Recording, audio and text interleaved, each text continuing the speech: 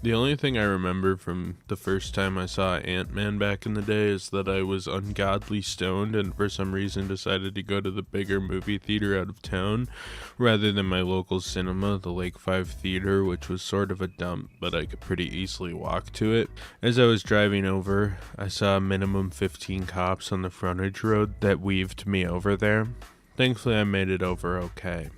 From my vague recollection of seeing the film as a teenager, though, I remember thinking it wasn't the worst thing ever, but I just kind of thought it was an alright filler movie before things started to pick back up in Phase 3 of the Marvel Cinematic Universe, which was set to launch the following year in 2016.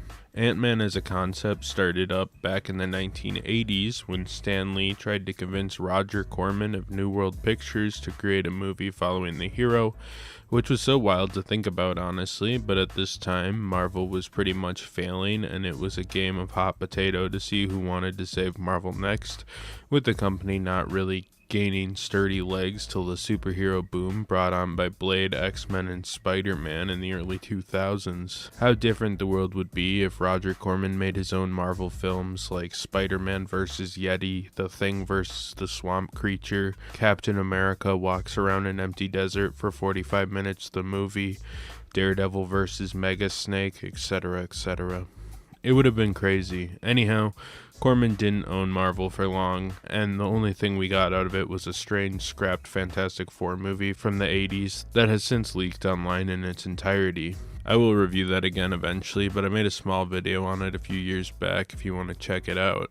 Anyways, due to the similar Disney production Honey, I Shrunk the Kids, Roger Corman didn't want to make the movie, which seems odd since that man loved exploiting fads, but he knew he couldn't go up against Rick Moranis, so it was scrapped. The concept was put on hold until the year 2000 when Marvel was then sort of independently owned by a venture capitalist company and branched back into its own thing, no longer as a subsidiary. Anyhow, Howard Stern wanted to buy the character of Ant-Man around this time, but that went nowhere, since around this time, Artesian Entertainment, a film production company, got the rights to the character. During this time, however, Edgar Wright, known for films like Scott Pilgrim and Shaun of the Dead, joins the project penning the script to the superhero comedy film.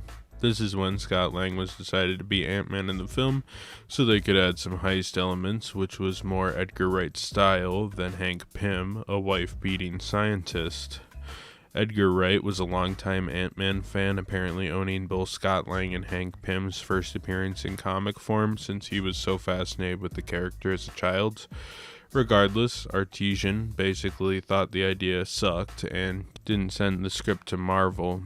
Though in 2004, Lionsgate bought Artesian Entertainment, which voided their Ant-Man deal, and the rights ended up back with Marvel to reshop this project. This is when Edgar Wright and writing partner Joe Cornish would pitch the idea of a goofy comedy action film to Kevin Feige in 2004. It wouldn't go anywhere for a couple years till April of 2006 when Feige would hire Edgar Wright to write and direct, with Joe Cornish working on the film as well. The final version of this film was set to be in Marvel's first slate of independent films, which would eventually be called Phase 1. Edgar Wright would excitedly announce at Comic-Con 2006 that his film would incorporate Scott Lang as Ant-Man with his mentor Hank Pym in a goofy, albeit still dramatic superhero film that wasn't a spoof but was a lighthearted... Wait a second. This film came out in 2015 and was directed by Peyton Reed. Hey, NTMA. this is Ernie Hudson, Winston Zedmore from, Ghostbusters, Oz, The Antirock's a Great, SMT film and TV shows. Whoa, what? Ernie Hudson? What are you doing on my show? Just want to ask you this. Would you explain why they shit-canned Edgar Wright? Alright, fine, I'll do it. You see, the problem was Edgar Wright was taking a very long time. The first script was handed in March 2008. Iron Man was pretty much done by the time the first script for Ant-Man was finished. This was before revisions or anything. The film went silent till 2010, When the director said he met with Stan Lee and was still writing the film, with Marvel, now owned by Disney, not in a huge hurry to push the project forward. Later in 2010, the film was confirmed to be releasing at some point after Avengers, which was set for a 2012 release. In 2011, Wright would hand in his third draft, and in 2012, while promoting the Avengers, Kevin Feige said Ant-Man was almost ready to shoot, and Edgar Wright tweeted an image of the character. In June, Edgar Wright presented test footage of Ant-Man to show how the film would look on the screen at Marvel Studios' Comic-Con panel.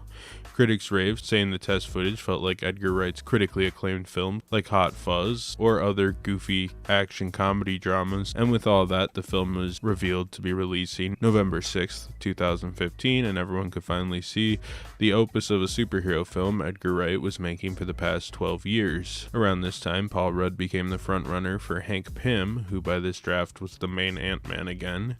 He was chosen, as we know by now, though he would play the Scott Lang version, while Evangeline Lilly was casted as the female love interest. Things were finally ready to shoot until they weren't, since Marvel let go of Edgar Wright, with a joint statement coming out that Wright was dropped due to creative differences. The old classic statement that basically means it's none of our damn business. Though what happened has since been elaborated on, with Wright saying that he wanted to make a Marvel film, but Marvel didn't want to make an Edgar Wright film, with Marvel leadership kicking around the idea of taking what Edgar Wright did and sort of separating him from the project he had been writing for the past decade. This made Edgar Wright feel like more of a director for hire, since previously he had written every project he worked on, and it was kind of a non-negotiable point for him. Along with Wright, much of his regular crew he brought with him would also end up leaving the project, with some of his concepts and casting remaining, but his vision and decade and a half of hard work basically thrown out the door. But hey, at least Marvel didn't have to recast or redevelop the project too much. I don't think Edgar Wright's work for hire point may have been too far off though, because Adam McKay, director of Daddy's Home, became a frontrunner along with other comedy film directors, but ultimately the role of director was landed by Peyton Reed, known for films like The Computer Who Wore Tennis Shoes, Bring It On, Yes Man, and this really shitty one, Ant-Man and the Wasp: Quantumanium. Kevin Feige assured fans, though, he'd work Peyton like a racehorse, saying that they were actually moving up the release date from November to July of 2015. The new script started being written with Joe Cornish and Edgar Wright credited, but the final version being written by Adam McKay and Paul Rudd largely. Adam McKay is known for a lot of Will Ferrell comedies like the PS3 original film Talladega Nights, The Ballad of Ricky Bobby. The film seemed to shoot with ease though, and was done quickly, with very few road bumps following Edgar Wright's exit. The new team opting to shoot things with macro lenses, then CG Ant-Man into scenes playing with CGI scale, wanting to avoid the oversized sets of Honey, I Shrunk the Kids, a movie that this production spent 20 years trying not to emulate apparently. Anyways, the story of Ant-Man follows Scott Lang, who is a convicted criminal who's been pulling off impressive cat burglaries for years, though his last one led to him having a stretch in prison, so he missed a portion of his young daughter Cassie's life, and his baby mom, while trying to be very patient with Scott, wants him to get his act together before he comes around Cassie more, as she fears he will cause emotional harm to her. She also has a kind-hearted new husband, who's just kind of a through-and-through stepdad. Regardless, Scott is talked into one last job with his friends to rob an old weirdo scientist, Hank Pym, and they happen into his super suit, which freaks Scott out, though he steals it, while Darren, the man who took over Hank Pym's company and forced him out, is also playing around with the science of shrinking stuff based on Hank's so-called Pym particles. Hank and his daughter Hope decide to bring Scott in to be the new Ant-Man, since Hank is kind of aged out of the role. His daughter Hope is sort of spying on Darren after assisting with the hostile takeover, then realizing that Darren's a bit insane. Scott joins up with the duo, seeing that he has a lot to gain and not really that much to lose in being a superhero and doing a big heist for good.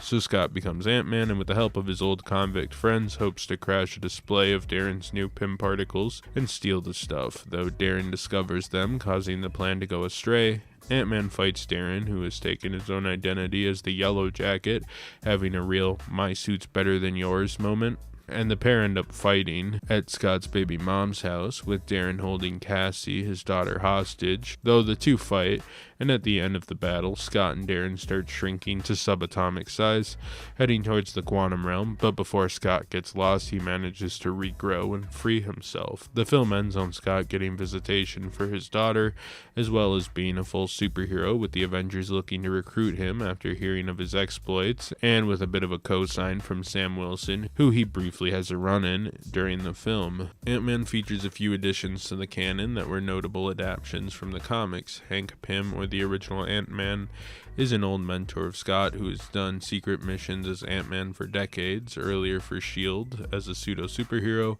who eventually needs to find a new Ant-Man to stop Darren's evil schemes. In the comics, Hank Pym is a founding member of the Avengers who first appeared in the horror anthology series Tales to Astonish that we talked about more in our Guardians of the Galaxy segment, being just Science Man in issue 27 from 1961, before becoming the hero Ant-Man in issue 35, Giant Man in issue 49, Goliath in Avengers 28, Yellow Jacket in issue 59, and even taking over the role of Wasp for a while.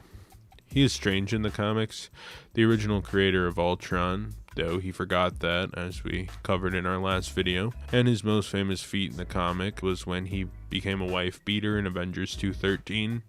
Just one of those weird-ass ideas that the comics cooked up, I guess, to make Hank Pym less likable.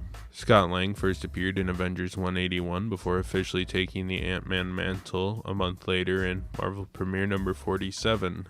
The idea of the character is similar to the film.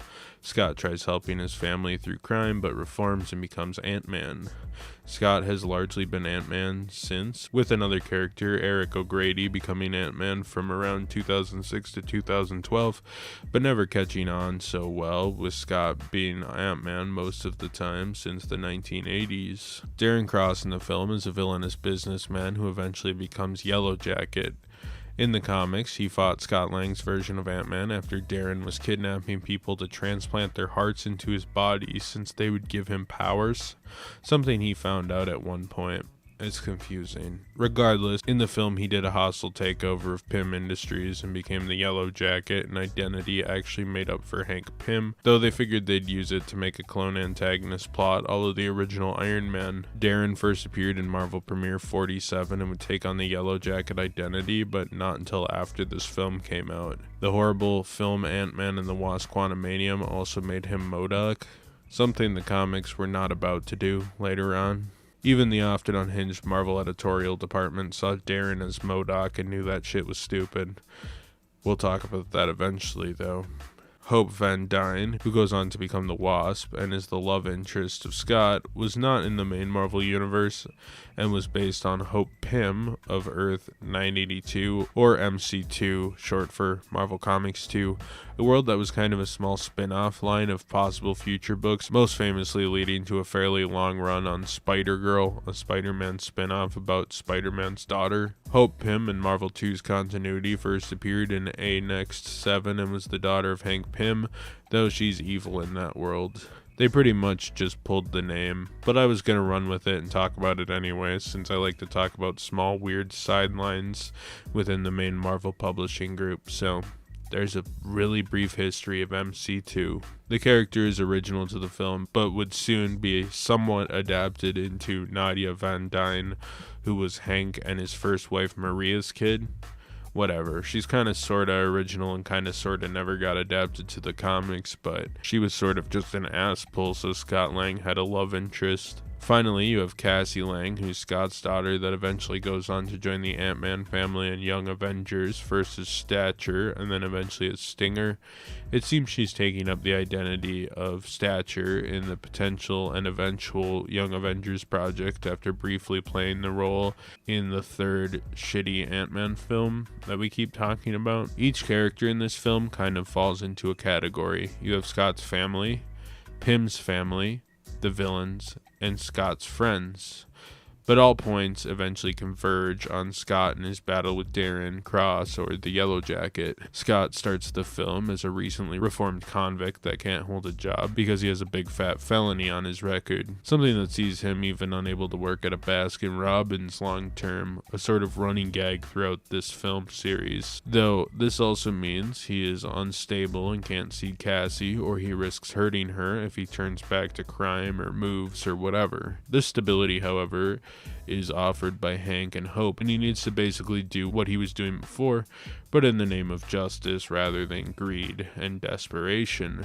You also kind of get a sense that his friends are in a similar situation, seemingly kind-hearted, but just kind of seeing crime as a way of life since that is all they know. Regardless, Scott loves his daughter as he has a good heart and wants to work hard, but has no opportunities, with his key motivating factor to change, to be what Cassie needs, but also the fact that he is perhaps a bit tired of the cycle of crime he ended up embedded in, which I think is an interesting angle for a superhero and something that isn't often tackled in these types of films. I perhaps wish there was a further explanation on what compelled him into crime in the first place, a hard childhood, being broke, or perhaps he was impulsive. But Scott doesn't ever really feel like a guy who just woke up and picked crime, and I think that's something they should have explored more, given this film is implying that it was so heavily baked into his past. And I also think it would have fit in this film, despite the occasional comedic tone, given the fact that it's not a downright comedy, and I think it would have been okay to add some human elements to Scott over pure absurdism. Hank is motivated by correcting his mistakes, perhaps realizing that he committed a crime against humanity with the Pym particles, and that in the wrong hands, being Darren's, serious harm could be done. On top of that, there's a danger to Pym particles with him losing his wife Janet to the quantum realm, where they assume she died due to going subatomic. His obsession with his work also led him to losing his company to his protege Darren, and being estranged from Hope, his daughter, taking her mother Van Dyne's maiden name, and more or less abandoning him for Cross and his company. Hope's motivations converge with Hank's early on, kind of like Scott. I would have liked more of a light bulb moment where she realized Darren, who she has a loose possible romance with, was a sociopath, and that her father has been changing for the better. I think that's what they went for, but it just doesn't quite hit the landing. She teams with Hank so quickly it doesn't even feel like a factor, despite Darren's trust in her being the backbone and the resolution to the villain's story, and also their somewhat implied romantic chemistry kind of being part of the reason Darren trusts her in the first place. Cassie, Maggie, and Jim are Scott's pseudo and perhaps slightly strange family. Cassie's his daughter, a cute little girl that doesn't understand the world and idolizes her dad despite him being sort of a loser and a criminal. Maggie is the baby mom, a woman that doesn't hate Scott, isn't scornful, and wants Scott to be with Cassie, but also knows that as a privilege he has to be stable enough to earn, which Scott proves throughout the film. Finally, Jim is the stepdad that is a cop and wants the best for Scott, but it's awkward since his wife's Scott's baby mom. You know how it goes. By the end of the film, Scott proves by working as Ant-Man he is doing good in the world and wants the best for his daughter, and despite Scott's unorthodox new lifestyle, the family happily accept him back into their lives. I think the story is simple, sweet, and probably works the best of the side stories and has the most fleshed out overall narrative. I like how they portray Maggie as a woman wanting the best for Scott and Cassie, and knowing that withholding Cassie is protecting her and not a punishment from Scott, who she does want around when the time is right. Jim also isn't an obstacle for Scott to make a new romance with Maggie. He isn't some dick Scott has to show up. He's a nice, supportive guy who cares about Cassie and Maggie, and even grows to care enough about Scott despite the awkward step-parent vibe. And I think that's a fairly feel-good thing and something kind of nice to portray for kids in blended families like this, since oftentimes step-parents are portrayed in media as just these awful fucking people. I think this is a nice little subplot and sort of the heart of the story and what works best. Next, you got Scott's criminal friends, Lewis, Kurt, and Dave, who are the comedic relief to make this film a bit more goofy and comedic. Each group Scott's around filling its own niche in the narrative. These guys are the goofballs with horrible advice for Scott, wanting the best for Scott while also being fucking stupid. Lewis does these funny story recaps that speeds through exposition are usually pretty funny and work pretty functionally for the narrative. He's like, yeah, you know what? I can't tell you who my contact is because he works with the Avengers. Oh, no. Yeah, and this dude sounds like a badass, man. While Kurt and Dave round out the pseudo Three Stooges. Kurt being sort of the traditional seeming criminal who thinks he's smooth, and Dave being the kind of goofball who thinks he's the straight man of the group. It's a fun group, and they had some levity without going too far down the joke character route, and have some story function, while also being good pace setters and making the exposition fun and fast paced. Finally, you have Darren, a bald tuxedoed man, trying to sell the heroic scientist's grand breakthrough to the highest bidder after taking over their company, only to put on a superior supersuit to the hero and fight him, with the hero outsmarting the villain due to something they learned during the plot, despite the villain's superior supersuit. My suit is more advanced in every way. How'd you solve the icing problem? Icing problem. Oh shit, that picture was left over from my Iron Man video. I meant to put this picture. So yeah, I'm not sure if Darren was a pullover from an early draft, but why they basically made this character a one-for-one remake of the Ironmonger from the first movie was just baffling. I never loved the clone villain trope, where a supervillain has the same powers as the hero, and the Marvel Cinematic Universe loved pulling these ones out for a while. Hell, I made a video on this trope in 2017 before Black Panther came out, which, like, damn, I made that in college. I think I'm getting old. I prefer my evil villain to be an evil balding man led by greed to copy the protagonist and ultimately get in a one-on-one deathmatch. Regardless, it feels like a rehash, and really, he isn't that important to the narrative, and Jeff Bridges' Obadiah Stane is just so much better than Darren that I can't help but not really care for this villain. Plus, Darren in the comics was never Yellow Jacket until after the film came out, so like, why would they do this? Just to copy Ironmonger and not have to make something new? I don't get it. Had this character not been a one-for-one copy-paste from the villain from Iron Man, I may have considered him fine, albeit a bit undercooked. I mean, so much stuff happens in this movie. I think they forgot to really have the villain shine more. I also think he's too overtly evil. Like, he never plays dumb or tries to pull the trust of the protagonist or anything like Obadiah did, which is largely what I think makes that character superior. He's just always overtly sociopathic to all of the characters, but there's still, like, some trust there with Hope, or they're trying to convince him. I don't know. I don't really get what they were going for with him. Tonally, what kills me about this film is it feels very inspired by Edgar Wright, which makes me wonder why they fired him. I feel like the director could have done better than Peyton Reed, and that isn't really to bash Peyton Reed per se. What he did here was fine, but watching Edgar Wright's films like Hot Fuzz, Shaun of the Dead, or even Scott Pilgrim, the man is a master at creating suspenseful, hilarious, dramatic, compelling films while also having snappy, fast editing that this film largely tried to have anyways, despite firing Edgar Wright. It is very stylized. I think what we got was fine, but we basically could have had the Ant-Man equivalent of Sam Raimi's Spider-Man, where an auteur who loves the character and is exceptional at his cinematic craft marries the mediums of comics and films beautifully, with what we got ending up being a fairly safe and run-of-the-mill superhero film. I think part of what broke up Wright and Marvel was largely that he wasn't willing to hide his style behind the formula, with only tastes of what he does best. Look at Doctor Strange in the Multiverse of Madness. I think we were all excited to see Sam Raimi put his spin on Doctor Strange in the way he did with Spider-Man, but there were only small tastes of what made him unique here and there behind the formula, something that he didn't really have to do so much on his Spider-Man films, which have his fingerprints all over the projects. Marvel and Wright probably hit an impasse where they would allow him to sprinkle some Edgar Wright in there, but it largely had to follow the formula, kind of like, as I said, Doctor Strange Multiverse of Madness and Sam Raimi. They liked his pitch, but they needed to play it safe and have another obscure character succeed, or else the MCU would have fallen apart right there. I think that was largely the problem. I do think the idea of the tone was good, and I think Peyton Reed largely pulled it off well in his own way. I just think it could have been so much better. Musically, the film, which was composed by Christoph Beck, is bouncy and whimsical, less Marvel score and more old-timey heist film, think like the old Pink Panther films. Nothing super memorable, but it's perfect for a film like this and gets the job done right while being entertaining. Dan Lebenthal, who edited a lot of the Marvel films, including Thor: The Dark World, which we talked about earlier in our Phase 2 discussion, edited this film with Colby Parker Jr., who worked on some action films and concert films, and I think it's really well done, quick, exciting, and the effects are well integrated, making you feel like a tiny man. Also, I think Lewis's rants are creative and work well for the film.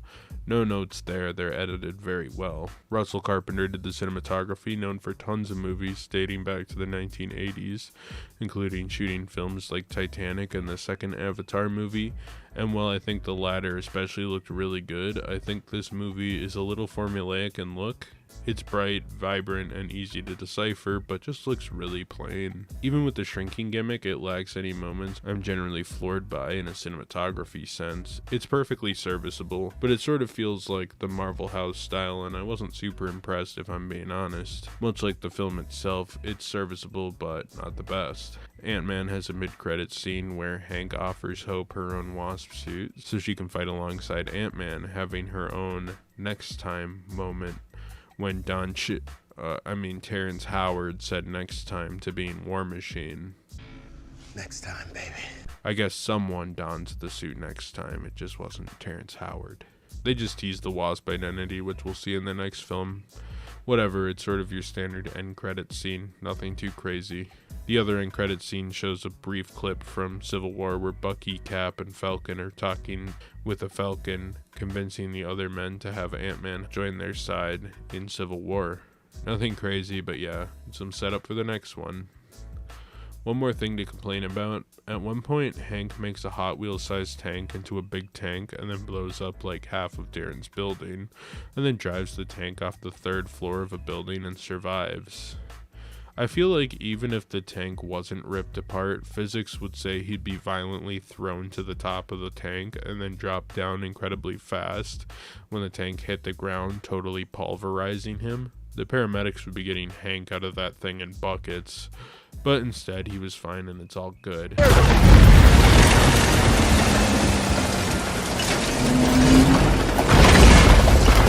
That's my one nitpick. That's my cinema sin. Well, Ant-Man is an okay film that could have been better. The hero plot is slightly convoluted, the villain plot a bit of a retread, and the cinematography is weak, but the editing and music was solid, the family drama was handled well, and much of the shrinking stuff was sort of interesting if nothing else. The film was fun and snappy, but probably would have been more fun and more snappy if they didn't fire an auteur Edgar Wright for a 9-to-5 filmmaker like Peyton Reed.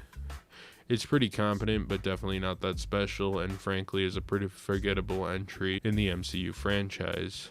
My girlfriend was laughing hysterically throughout the whole film though, and I thought it was a pretty easy watch. And I think the two of us by the end of our watch agreed that this would be a great film to watch while you're like folding laundry or some shit. The film made a respectable but not groundbreaking $520 million off of a smaller budget of around $150 million. Not small, but smaller than some. The film has 83% on Rotten Tomatoes, which is pretty good, with a 64 out of 100 on Metacritic. The film also won the 2015 award for Best Comic to Film Adaptation at the Saturn Awards, where it went up against Age of Ultron, Attack on Titan Part 1, The Peanuts, and Kingsman: The Secret Service. I don't really know, all of those movies were pretty subpar to me.